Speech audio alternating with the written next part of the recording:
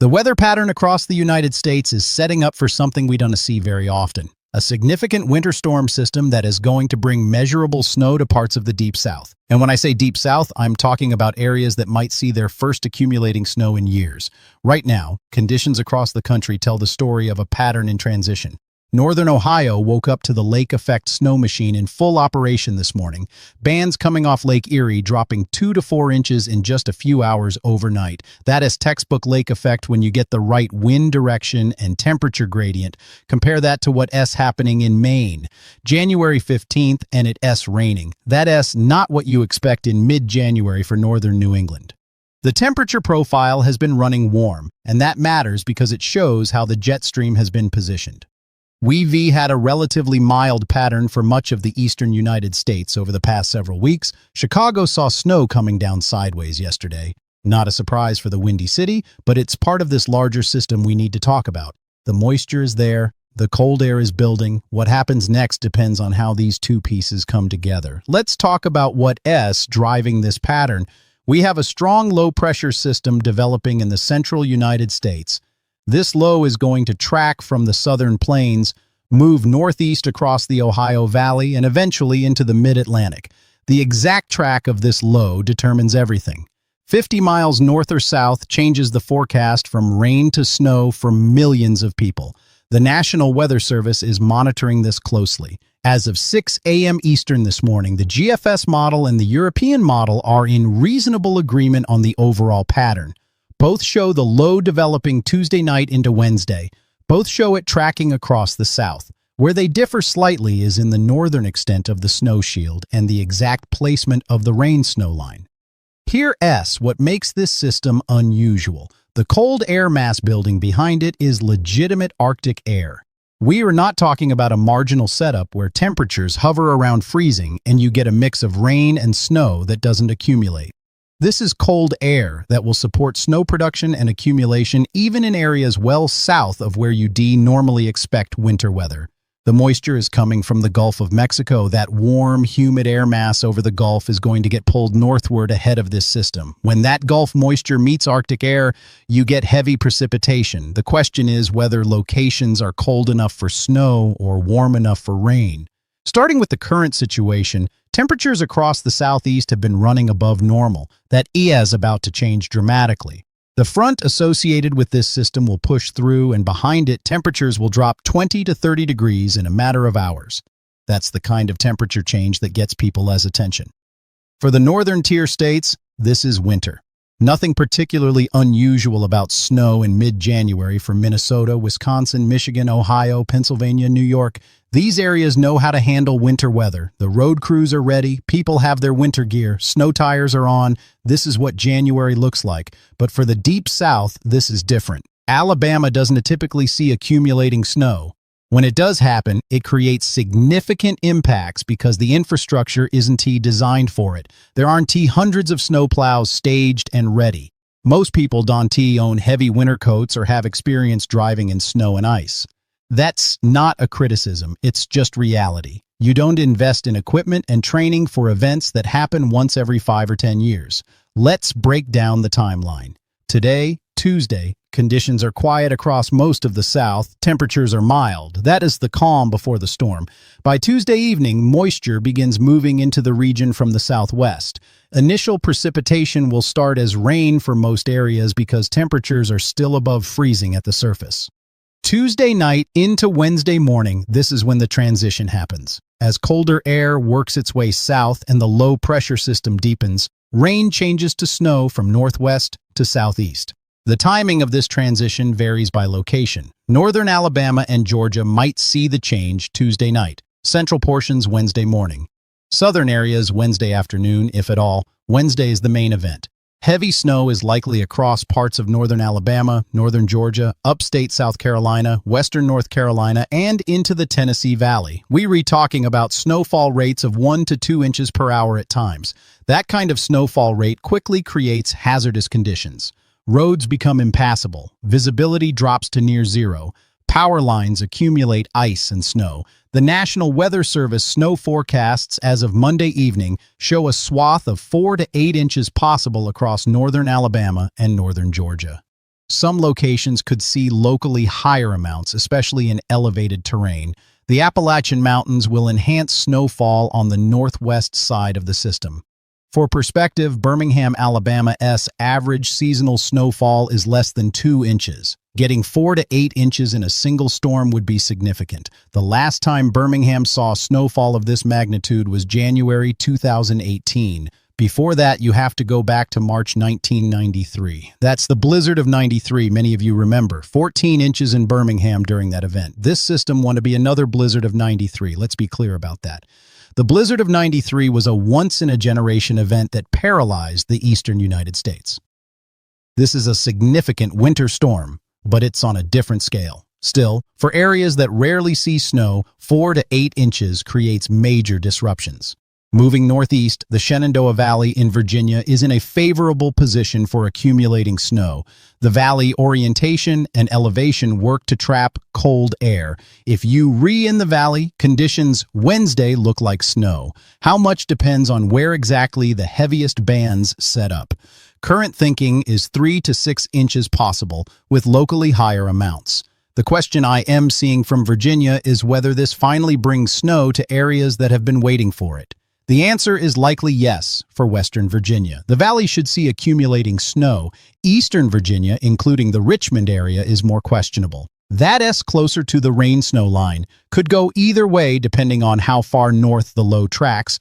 Philadelphia is asking about snow. The short answer is this system probably stays too far south for significant snow in Philadelphia. You might see some snow on the southern edge of the system, but the heavier amounts look to stay south of the Mason-Dixon line. That doesn't mean you want to see winter weather this winter, but this particular system isn't likely to deliver for Philadelphia. Tennessee is an interesting case. Johnson City in the northeast corner of the state is positioned for accumulating snow. The higher elevations of East Tennessee should see several inches. Knoxville will likely see snow, though amounts will depend on the exact track. The key is elevation. Higher terrain sees more snow. Valley locations see less. Georgia is hoping for snow, specifically Savannah and the Atlanta area. Savannah is far enough south that snow is questionable. If the low track's far enough south and the cold air is aggressive enough, you might see some snow mixing in, but expecting accumulation in Savannah would be optimistic. Atlanta has a better chance. Northern suburbs could see accumulating snow. The city itself might see a mix. Southern suburbs likely stay rain. Cape Girardeau, Missouri is mentioned as hoping for snow. This system should deliver. Southeast Missouri is in the northern part of the snow shield. Several inches are possible. That would be the best snow event of the winter so far for that area. Brunswick, Georgia is asking about snow accumulation. That S on the coast, which makes snow very unlikely. Coastal areas stay too warm. The Gulf and Atlantic moderate temperatures near the coast. You need the cold air to be really aggressive to get snow at the coast, and this system doesn't look cold enough that far south. Florida is waiting for winter weather. This system won to bring snow to Florida. Temperatures will drop. You'll feel a cold snap by the end of the week.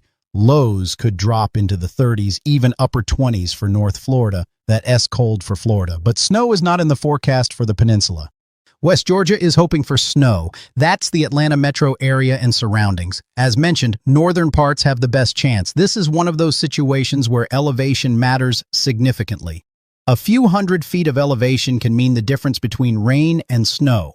Now let's talk about the northern states that are already dealing with winter weather. Northern Ohio is seeing lake effect snow. That will continue today and Wednesday. Lake effect snow is its own thing, separate from this larger system. When you get north or northwest winds over the relatively warm lake water, you generate bands of snow. These bands can be intense but are usually localized. Buffalo is mentioned. Classic lake effect snow setup for Buffalo. The wind direction off Lake Erie creates persistent snow bands. Some locations see several inches, while areas just a few miles away see nothing. That's the nature of lake effect. New England wants snow. The Patriots need it, apparently. This system tracks too far south for major snow in New England. You might see some snow on the northern edge, but the bulk of the storm stays south.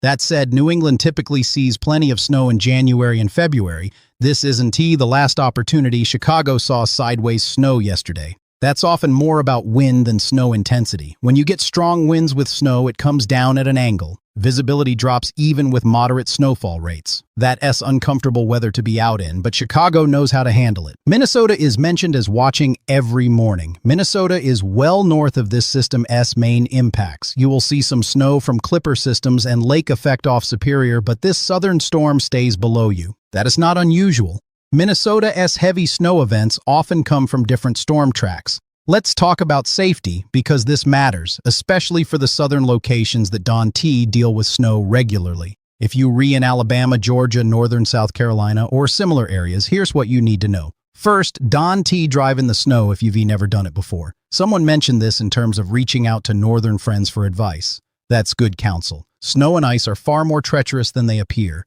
Roads that look passable aren't. Bridges and overpasses freeze first. Black ice is invisible. If you must drive, slow down significantly. I mean really slow. 20 miles per hour might feel absurdly slow, but that is appropriate for snow-covered roads. Increase your following distance to at least 10 car lengths. Apply brakes gently and early. Makes sudden movements with the steering wheel. Better yet, drive. Stock up today and Wednesday morning before the snow starts. Get groceries, prescriptions, anything essential. Plan to stay home Wednesday and Thursday. Even if you are comfortable driving in snow, remember that most other drivers around you aren't. They are going to slide through intersections, lose control, get stuck on hills. Power outages are possible. Heavy wet snow on trees that still have leaves in the deep south can bring down branches. Those branches take down power lines, have flashlights, batteries, a way to heat food without electricity. Charge your phones before the storm hits. For northern states dealing with this, you know the drill. Layer your clothing. Avoid overexertion when shoveling snow. Check on elderly neighbors. Keep your gas tank at least half full in case you need to run your car for heat. Temperature-wise, behind this system, we're looking at a legitimate cold snap. Highs Thursday and Friday across the South will struggle to get out of the 20s and 30s. That is cold for Birmingham, Atlanta, Charlotte. Overnight lows could drop into the teens for parts of Alabama and Georgia. Single digits aren't out of the question for elevated areas. For reference, the average high in Birmingham in mid-January is 53 degrees. We're talking about highs 25 to 30 degrees below normal. That's noticeable. That's the kind of cold where pipes can freeze if they were not protected. Bring pets inside, cover outdoor plants if you care about them. The cold doesn't last forever. By the weekend, temperatures moderate. Highs return to the 40s and 50s across the South. The snow that falls Wednesday will begin melting. Roads will improve. Life returns to normal. But Wednesday through Friday will be a solid stretch of winter weather for areas that typically don't experience it. One more thing about preparedness. If you're in Florida, even though you want to see snow, you will see cold. Lows in the 30s, possibly upper 20s for North Florida. Most Floridians don't own heavy winter coats. That's fine. Multiple thin layers work better than trying to find a single heavy coat. A long-sleeve shirt, a sweatshirt, and a windbreaker will keep you warmer than you think. The key is trapping air between layers. For those asking if this is the end of winter, it's only mid-January. We have 6 more weeks until the end of meteorological winter, 8 weeks until the spring equinox. There will be more cold snaps, more winter weather systems. This isn't the finale. It's one event in a long season. The pattern after this system is interesting. Long-range models suggest we might see another storm system the following week. Nothing is certain at 7 to 10 days out, but the overall pattern looks active. Cold air remains entrenched across the central and eastern United States. Disturbances moving through that cold air mean additional chances for winter weather. For those tired of the cold, I understand. Winter is challenging. Heating bills are high. Shoveling snow is work. Driving is stressful. Spring will come. It always does. But for now, this is January. This is winter. We have to work through it. For those who love snow, who are excited about this system, enjoy it. Snow is beautiful when you don't have to drive in it. Going outside Wednesday evening after the snow stops, seeing everything covered in white, it's peaceful. Just respect the hazards that come with it. The bottom line is this. We have a significant winter storm developing Tuesday night into Wednesday. The Deep South will see accumulating snow, in some cases several inches. This will create hazardous travel conditions and possible power outages. Northern states will see additional snow, but nothing outside the normal range for January. Behind the system, cold air settles in for several days. Temperatures will be well below normal across the eastern two-thirds of the country. Prepare now. Stock up on essentials today. Avoid travel Wednesday if possible. Check on neighbors, especially elderly folks who might need assistance. Charge devices in case of power outages. If you have a fireplace or alternate heat source, make sure it is ready to use. This information is current as of Tuesday morning. Weather forecasts change as new data comes in. Check the National Weather Service for your specific location for the latest information. They'll have the most up-to-date details on timing, amounts, and any watches or warnings that are issued. Stay safe, stay warm. And if you're in the South seeing your first significant snow in years, take some time to appreciate it. Just appreciate it from inside.